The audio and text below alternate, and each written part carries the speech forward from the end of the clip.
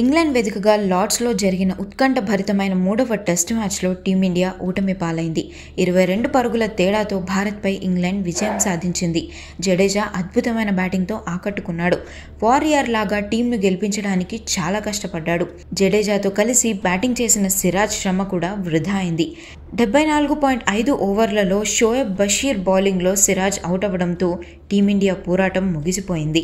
అయితే ఈ మ్యాచ్లో ఆల్రౌండర్ రవీంద్ర జడేజా కొత్త రికార్డు సృష్టించాడు. మూడవ టెస్ట్ మ్యాచ్లో 4వ ఇన్నింగ్స్లో జడేజా హాఫ్ సెంచరీ చేశాడు. తొలి ఇన్నింగ్స్లో 72 పరుగులు చేసి రెండవ ఇన్నింగ్స్లో 61 పరుగులు చేసి నాటౌట్గా నిలిచాడు. దాంతో జడేజా ఒక అరుదైన రికార్డును సమం చేశాడు. అదేంటంటే లార్డ్స్లో ఒకే టెస్ట్ మ్యాచ్లో 2 ఇన్నింగ్స్లోనూ 50 కంటే ఎక్కువ రన్స్ స్కోర్ చేసిన రెండవ బ్యాటర్ జడేజా మాత్రమే. 1952లో వినో మన్కడ్ 2 ఇన్నింగ్స్ కలిపి వరుసగా 72, 184 రన్స్ చేశాడు. 73 ఏళ్ల తర్వాత జడేజా ఈ రికార్డును మళ్లీ సమం చేశాడు.